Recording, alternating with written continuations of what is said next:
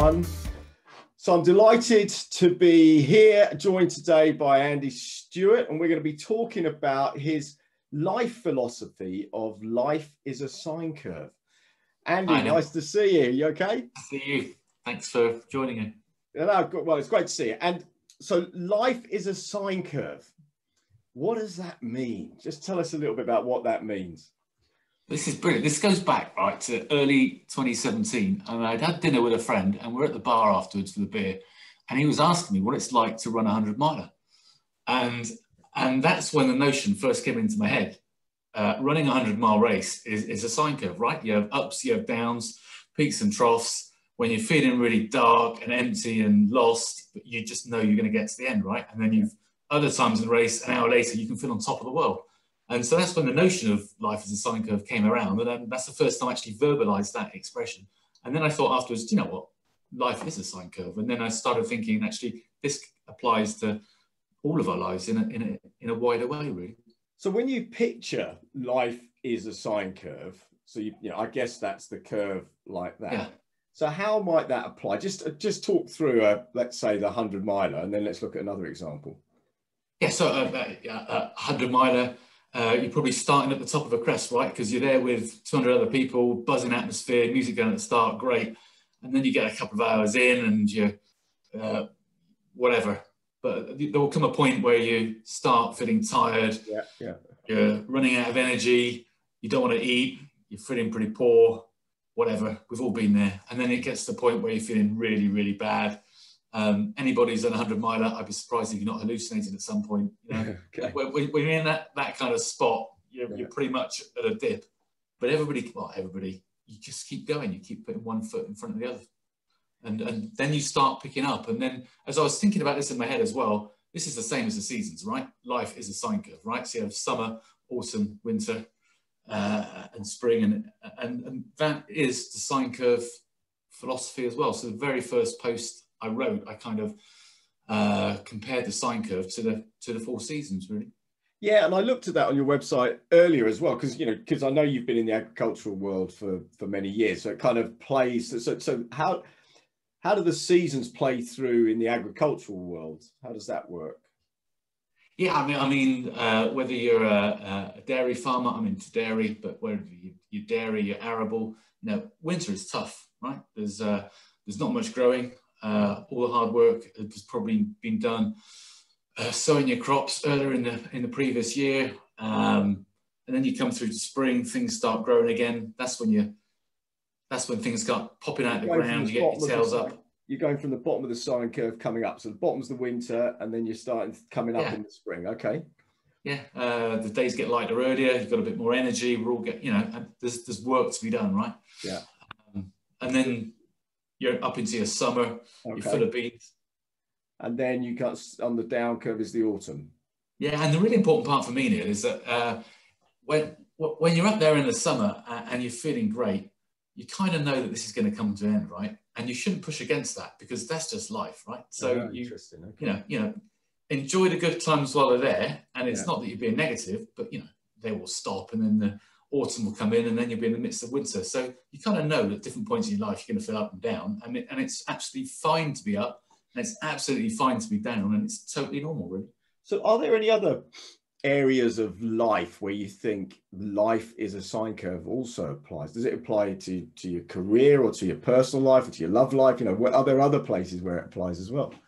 Personally, I think it applies to all of my life anyway, because the philosophy is true, with our partners, our close family, our friends, whatever, nothing stays constant, right? So, and it tends to be what I call a sine curve. I kind of stretch it a bit. Sometimes the good times are it's not strictly a sine curve, the good times are over broader.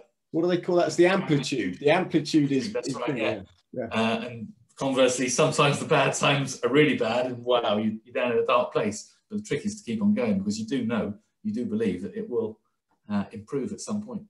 So life is a sine curve, applies to lots of areas of life. So there's cycles, there's ups and downs, highs and lows. The amplitude can be big, the amplitude can be low. But I guess what's in my mind is, so what? How can you use that methodology, that philosophy to help you with whatever it is, whatever area of your life you're looking at? How could it be helpful? I think the trick is, the starting point is, life as a sine curve is a journey. And for any journey, you need to know where you're heading, right? So I think from my own experience, you gave me a book back in early 2017, Are You Fully Charged by Tom Rath. Mm-hmm. And I found that an awesome tool, right, to help me define my own purpose. And once I knew my own purpose, which from that book was to be the best person I can possibly be and to help those people around me be the best they can be, then things became a lot simpler in my head because I kind of knew where I was going. Mm-hmm. And then life as a sine curve is the journey for you or anybody on the journey towards your purpose or your goal. So can you assess where you are on the curve in, I don't know, your career or your relationships or your running? Is there a way of assessing where you are on the curve? You can. I suppose it depends how goal orientated you are, how you set your own benchmarks. I'm quite goal orientated. I think anybody in sport, exercise is.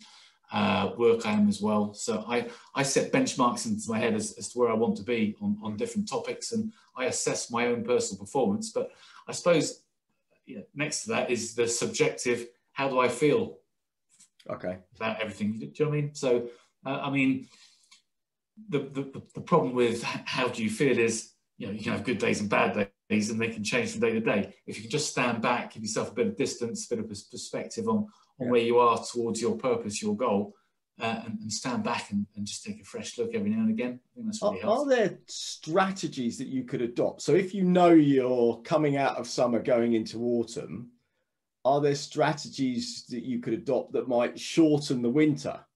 Or absolutely. I mean, one thing I think we all do in ultra running events, we scenario plan, right? Mm-hmm. So your kit breaks, you lose something, whatever. I personally, in mind, well, my wife tells me I think too much about it, but I like to scenario plan. Is you're heading into winter, it's going to be tough. You've got some big goals to hit, work-wise, family-wise, whatever they might be. What can go wrong, and try and plan in my head what goes wrong, and then you can minimise the effects of those negative things that might go on around you, and focus on positives, and hopefully keep the amplitude for that down moment as small as possible.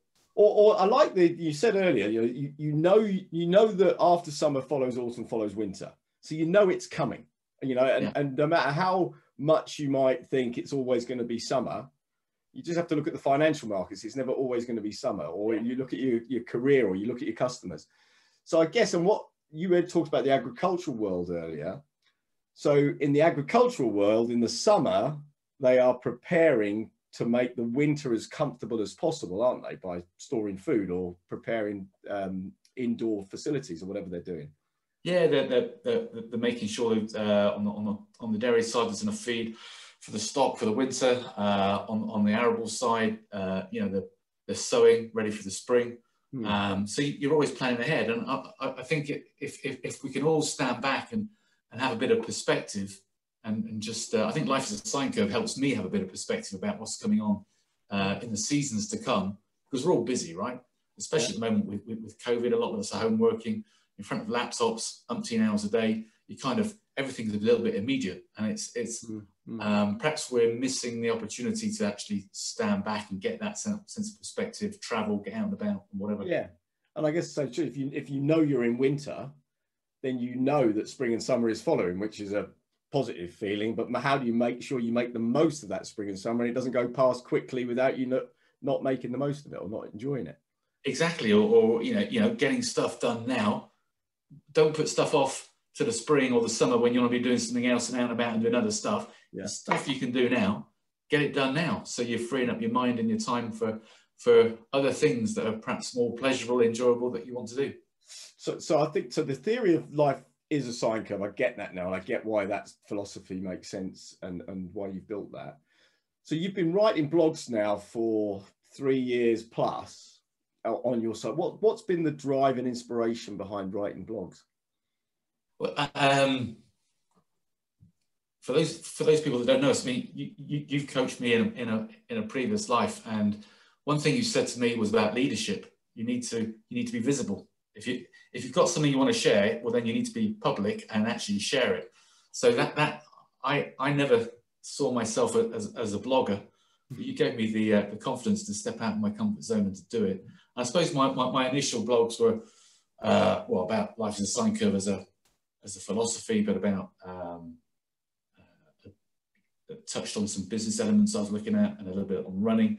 But then as I've got older, I'm 53 now, and when I turned 50, I thought, I really want to be super fit at 50. So that became a bit of a theme for my blogs.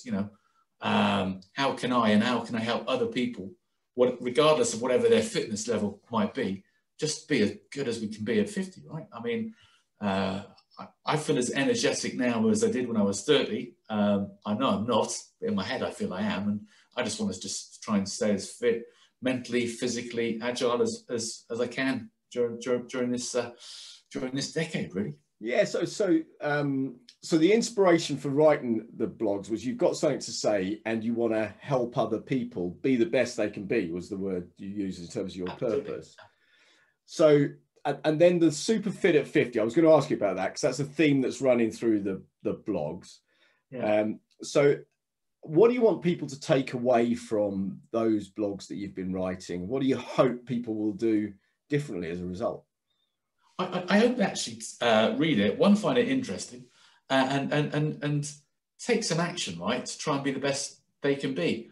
I mean, just a few life events for me during the journey. My dad died 11, 12 years ago. My mum was diagnosed with Alzheimer's, and it all happened quite quickly when I was 50.